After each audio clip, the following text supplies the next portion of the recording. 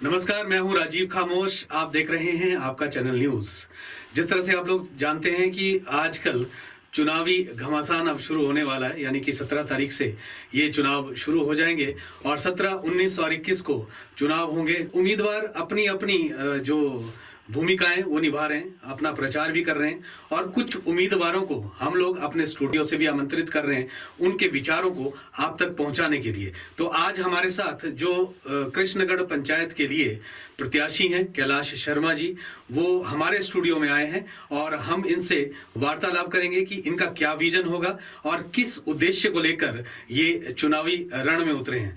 नमस्कार कैलाश जी, स्वागत है आपका चैनल न्यूज में। आपको भी नमस्कार और आपके जितने भी दर्शक हैं उन सभी को मेरा बहुत बहुत प्यार भरा नमस्कार। आपसे जानना चाहूंगा कैलाश जी, क्योंकि आप एक शिक्षक हैं, शिक्षा और राजनीति इन दोनों का सामंजस्य कैसे बना पाए हैं अभी आप अपनी लाइफ में, और किस तरह से आपके मन में ये आया कि आपको चुनाव लड़ना चाहिए? मैं आपको बताना चाहूँगा कि सम्माननीय केडी शर्मा जी की अध्यक्षता में कृष्णगढ़ विकास समिति की एक बैठक हुई जिसमें सभी वार्ड्स के लगभग 70 लोगों ने भाग लिया और वहाँ पर सर्वसम्मति से एक पैनल का गठन किया गया कि ये लोग चुनाव में जाएंगे, जिसमें प्रधान पद का प्रत्याशी मैं हूँ, उप प्रधान के प्रत्याशी श्री पुष्पेंद्र कुमार जी हैं और हमारे पैनल के 2 वार्ड मेंबर चुनकर बिना निर्विरोध चुनकर आ गए हैं और 3 वार्ड मेंबर इस समय चुनाव मैदान में हैं। तो हम तो पैनल के लिए वोट मांग रहे हैं। आपसे जानना चाहूंगा कि आप क्या विजन लेकर पंचायती चुनाव के इस रण में उतरे हैं और आपका दूरगामी जो विजन रहेगा पंचायती चुनाव के बाद जब आप जीत कर आएंगे तो वो क्या रहेगा? अगर मैं या मेरा पैनल जीतता है तो हमने एक विस्तृत चर्चा उसी समय की थी कि किस तरह से पंचायत काम करेगी। तो इसमें 2 बातें बहुत ही महत्वपूर्ण है। एक है समरसता और दूसरी है कृष्णगढ़ पंचायत को एक मॉडल पंचायत के रूप में बनाना। तो समरसता से मतलब है कि सभी लोगों को ये लगना चाहिए कि ये मेरी पंचायत है, मैं इस पंचायत का एक महत्वपूर्ण अंग हूँ। जितने भी ग्राम सभा के सदस्य हैं जिनकी आयु 18 वर्ष से ऊपर है और सभी लोग पंचायत से जुड़े, सभी लोगों की सहभागिता हो और जो भी कार्य किए जाएं या जो भी कार्य हो, विकासात्मक कार्य हो, पूरी पारदर्शिता के साथ होने चाहिए। और सबसे महत्वपूर्ण जो बात है कि मूल्यों पर आधारित कार्य होना चाहिए। चुनाव में जो सबसे महत्वपूर्ण है वो है कि किस प्रकार चुनाव लड़ा जाएगा। इसमें जो हमारी जो समिति है उसने फैसला किया है कि किसी भी प्रकार का प्रलोभन, श्राप या अन्य प्रकार के जो हथकंडे अपनाए जाते वो इस प्रकार के कार्य नहीं किए जाएंगे। जो आदर्श चुनाव संहिता है उसका पालन किया जाएगा। दिन में प्रचार होगा, लेट नाइट मीटिंग्स नहीं होंगी और इसी प्रकार से लोगों को पूरी बिना किसी हो हल्ले के या बिना किसी शोरगुल के चुनाव प्रचार होगा और इस प्रकार से कार्यक्रम को आगे बढ़ाया जाएगा। ये तो थी प्रचार की बात। आप लोग जितने हम लोगों को देख रहे हैं इस समय, आप सभी से निवेदन रहेगा कि प्लीज एक एक शेयर जरूर कीजिए, क्योंकि ये जो सोच है ये जन जन तक पहुंचनी चाहिए। क्योंकि अगर हम अपने किसी भी प्रत्याशी को यहाँ स्टूडियो में बुलाते हैं, उसका एक विजन होता है, उसका एक उद्देश्य होता है, उसके सपने होते हैं कुछ पंचायत को लेकर। उन सपनों की जो सोच है वो जन जन तक पहुंचनी चाहिए और वो तभी पहुंच पाएगी जब आप लोग शेयर करेंगे। शेयर जरूर करिएगा इस स्ट्रीम को। आपसे मैं ये जानना चाहूंगा कैलाश जी कि आपने कुछ विजन तैयार किए होंगे, कुछ एक बातें तैयार की होंगी पंचायत को मॉडल पंचायत बनाने के लिए। राजीव जी, जब महात्मा गांधी जी स्वतंत्रता आंदोलन में आए तो उन्होंने 3 बातों की ओर विशेष ध्यान दिया था। सबसे पहली बात उन्होंने कही थी स्वदेशी, दूसरी थी पंचायती राज और जो तीसरी जो महत्वपूर्ण बात थी वो थी स्वराज्य। तो जैसे ही भारत स्वतंत्र हुआ तो 1953 में पंचायती राज को शुरू किया गया और एक आदर्श स्वरूप राजीव गांधी जी के समय में इसको 3 टायर सिस्टम का रूप इसको दिया गया और गांव का विकास और अपने पूरे क्षेत्र के विकास के लिए महत्वपूर्ण योजनाएं अब पंचायत में आती हैं, तो ये बहुत ही स्वागत योग्य है। और हमने इस पूरी पंचायत को एक मॉडल पंचायत बनाने के लिए हमने 5 सूत्र इसमें रखे हैं। जो सबसे पहला है वो है पंचायत स्तर पर होने वाले कार्य। जैसा कि आप जानते ही हैं कि पंचायत स्तर पर हमने एक अपील जिसमें 15 सूत्र हमने दिए हैं, उनके महत्वपूर्ण सूत्रों के बारे में मैं आपसे चर्चा करूंगा। सबसे पहली जो बात है वो है वार्डों का समान रूप से विकास करना। इसके लिए हम वार्ड मेंबर की अध्यक्षता में गांव के लोग, उस वार्ड के लोग, एक 5 सदस्यीय जो वहाँ के लोग हैं, जो एक्सपीरियंस्ड लोग हैं, उनको चुनेंगे और वो एक स्क्रीनिंग कमेटी की तरह काम करेगी। वो वार्ड मेंबर के साथ मिलकर विकासात्मक कार्य, एक माइक्रो लेवल पर कौन से कार्य पहले होने चाहिए, कौन से कार्य अगली बात में होनी चाहिए, उस बात को वो इंगित करेंगे ताकि सभी वार्डों का समान रूप से विकास हो सके। इसके लिए जितने भी सुझाव होंगे वो उस वार्ड के सभी लोगों से लिए जाएंगे और जितने भी विकास के काम होंगे उनकी पूरी सहभागिता उनमें ली जाएगी। जो दूसरा जो महत्वपूर्ण बिंदु है हमने जो अपील की है वो है कि गांव के जितने भी उपग्राम है जिनकी संख्या 50 के आसपास है, उनको एम्बुलेंस मार्ग से जोड़ना। इस काम के लिए सबकी सहमति होना जरूरी है और पहले उनको एम्बुलेंस मार्ग से जोड़ा जाएगा और उसके बाद उनको पक्का करने का कार्य किया जाएगा। जो तीसरी महत्वपूर्ण बात है वो है कि पिछली पंचायत ने बीपीएल को समाप्त कर दिया है और हमने घर घर जाकर प्रत्येक आदमी से बातचीत की है। विशेषकर इस काल में, कोरोना काल में, सभी लोगों की अर्थव्यवस्था बहुत ही डगमगा गई है और बहुत सी लोगों की आंखों में आंसू हैं, पीड़ा है, दर्द है, बेरोजगारी है और जो उन सुविधाएं जो बीपीएल के माध्यम से उनको मिलनी चाहिए थी वो नहीं मिल पा रही है। तो हम इस बीपीएल परिवारों का चयन पूरी पारदर्शिता से करेंगे ताकि सभी लोगों को इस योजना का पूरा लाभ मिल सके। इसके अलावा जो एक महत्वपूर्ण बिंदु है हमारी अपील का वो है कि जो गृह कर है उसको बढ़ाकर 200 रुपया कर दिया गया है।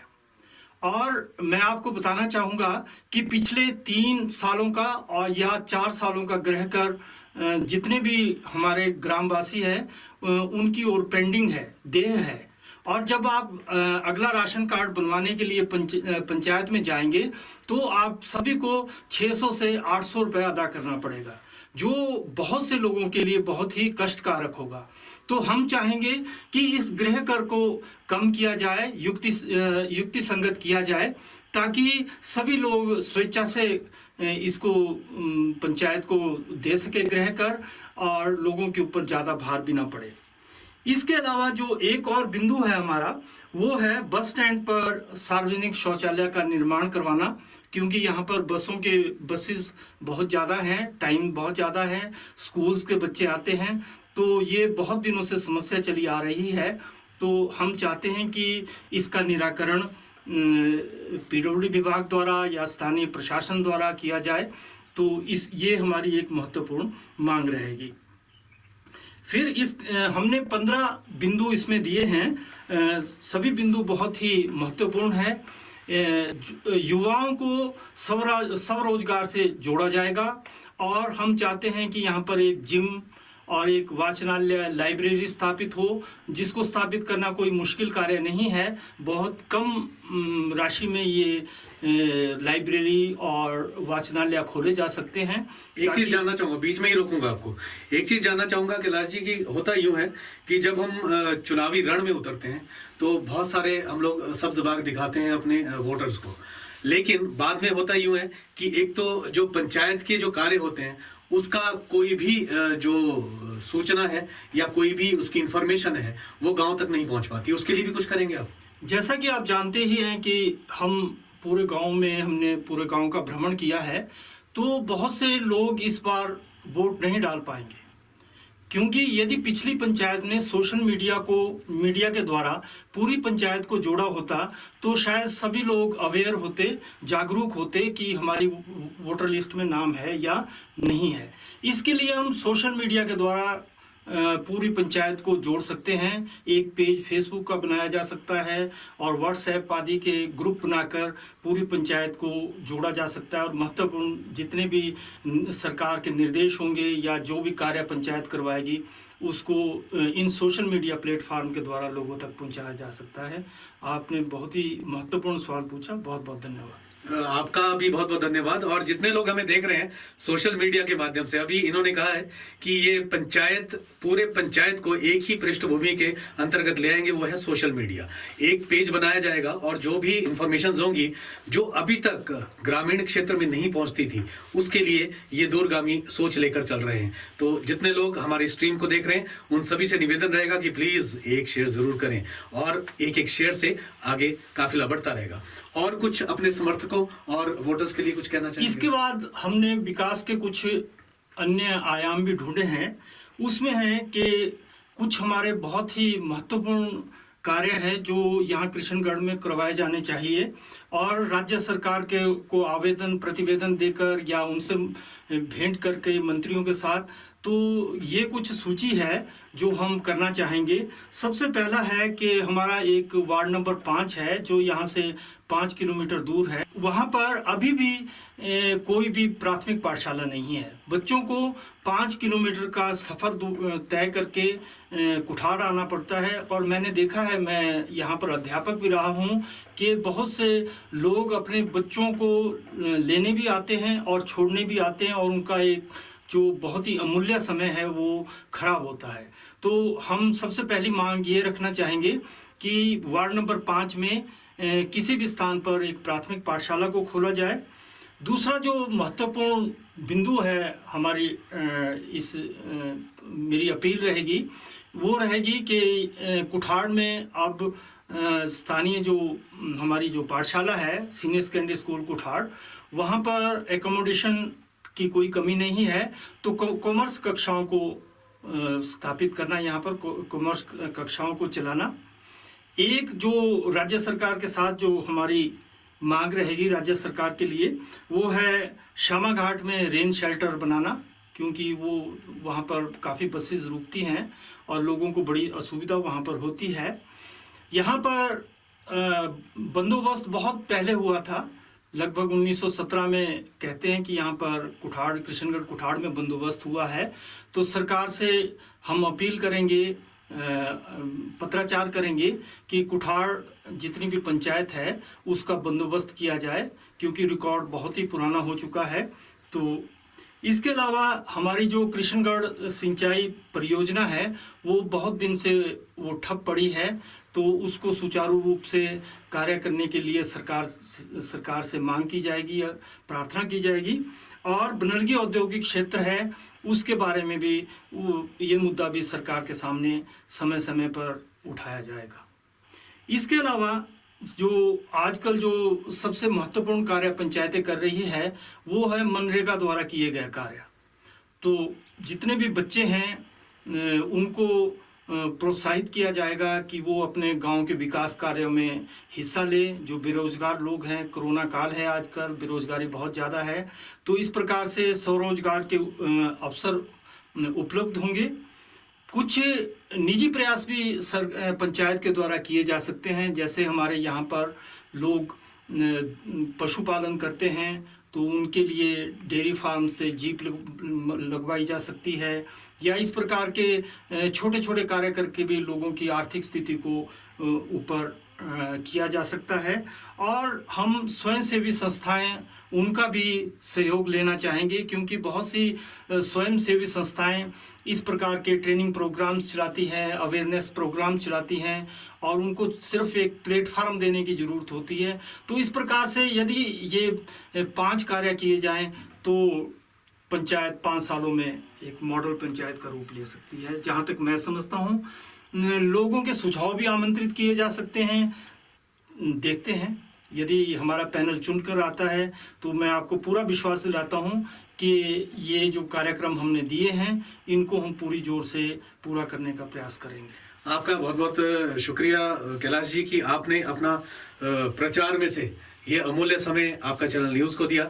और जितने लोग इस स्ट्रीम को देख रहे हैं ज़रूर शेयर करें और इनकी जो दूरगामी सोच है उसको भी लोगों तक पहुंचाने में हम लोगों की मदद करें। इसी के साथ मैं राजीव खामोश आपसे विदा लेता हूं। नमस्कार। धन्यवाद राजीव जी, आपका भी और आपके सभी दर्शकों का।